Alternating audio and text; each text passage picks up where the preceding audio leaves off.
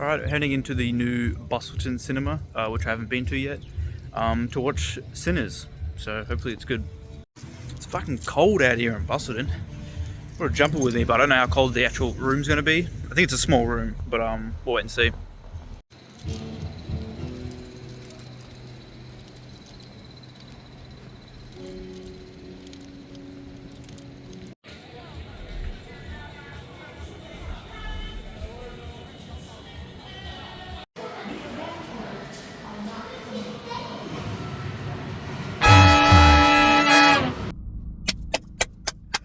What?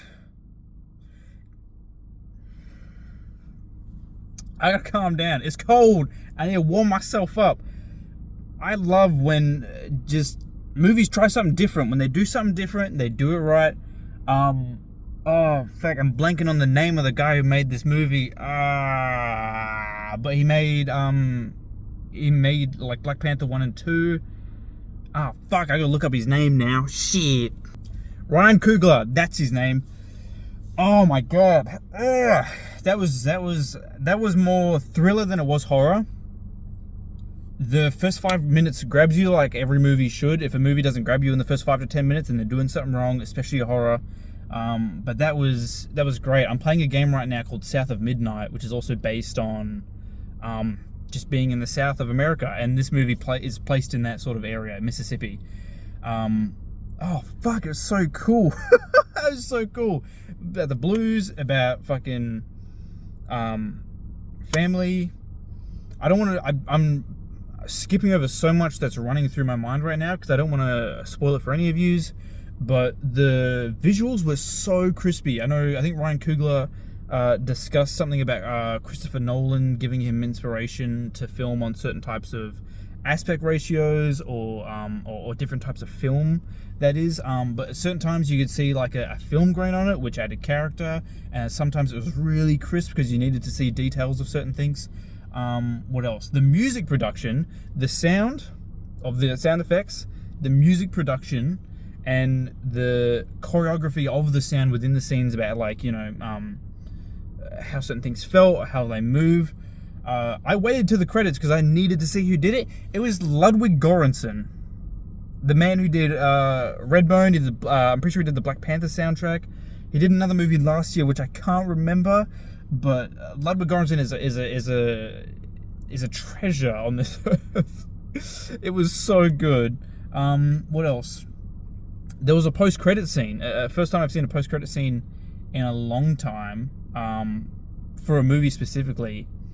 But one that wasn't like a Marvel or a superhero movie. It was a post-credit scene, and it didn't egg on for a sequel. It didn't tell you that there was going to be another one. It just added on to the story of the characters and gave some kind of, not resolution, but like kind of like an alternate ending, really. You have to watch post-credit scene. You have to watch all the way through. Trust me, it's really good. The acting by Michael B. Jordan and everyone else in this film was unique, funny, surprising at times. Haley Steinfeld has some crazy lines in this movie. And by the way, someone check on Shameik Moore. I know he covered a lot of slack on Twitter after that tweet he did with Haley Steinfeld. Someone should check on him after this movie, because Haley... It's easier looking at Haley being Miles trying to get to Gwen, you know what I mean? Michael B. Jordan was great. He played two twins. The dynamic between them was easy to see. One was more sort of funny and characteristic, and the other one was a lot more serious and kind of like the not the older brother, if you will, but the one with a bit more control. But they blended together really nicely, and great to see him sort of put on an act that you can distinct the two of them. I know a lot of times, sometimes when you have the same actor play two roles, maybe they're not doing, different bits. Tom Hardy does a great job of doing that in, oh god, I'm blanking on so many movies right now because I'm just thinking about this one. What else did I want to say? Yeah, just the music was good. It was impactful. The story was great. It has the perfect trajectory of first act, second act, third act, and it gets better. It gets better as you keep watching. And it's not even like a suspenseful thing, like, oh, I wonder what's going to happen. It's just like, it just happens and it goes on, and you think about it in the moment, and it works so well. I can see why no one has said anything but good things about this movie. If you check IMDb, it's like 8.4. If you check Rotten Tomatoes, it's like 98 by reviewers and 97 by audience. I foresee myself rewatching this at the Karratha cinema or any other cinema, even in my home as well. It was just good and it worked and it felt like a movie. It felt like an old movie. The pacing was right. Moments where they say like a line or a quote and like a music sting like hits in underneath it or something like that. Like even some of the suspenseful moments with certain types of, I wouldn't say arguments, but like feelings or clashes and stuff like that, and they cut the music out, and that's fine. Oh god, it worked really well. And yeah, unsuspecting post-credit scene, and a few.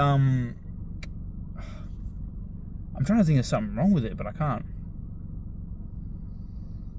Maybe like one scene. There's always one scene in the movie where you can sort of just be like, maybe cut that out, or I wouldn't have done that. But you cut that out, then you lose the character, or you lose the bit that you realize is like a part of the director. You know what I mean? Like if there's a scene or something, like Tarantino when he always shows feet, right?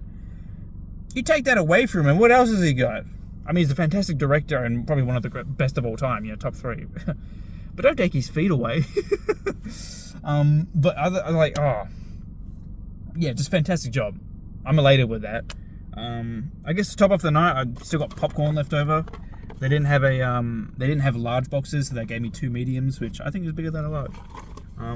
And there's a little arcade downstairs, which I was like, I'll just get like $15, give me 5 plays. Yeah, that should be fine. But I saw this like frog Hello Kitty last time I went to an arcade, and I was like, I want to get this for my girlfriend because she likes frogs. Anyway, I tried on the claw machine, failed until the very last one, where I ended up picking up 2 Hello Kitties and one for my girlfriend, which she obviously wants. And I get, what are you? Penguin? I think he's a penguin. I'm gonna say he's a penguin, but he's got spiked hair, so I don't know what that's about. Anyway, that's my review of Sinners.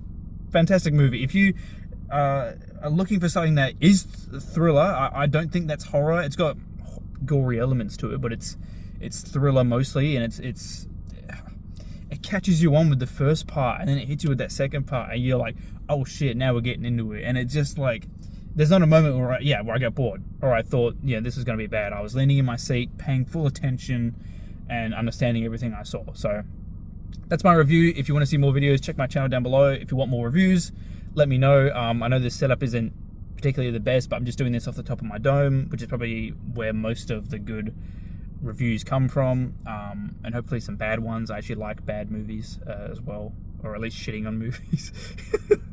All right, have a good night, everyone. Bye-bye.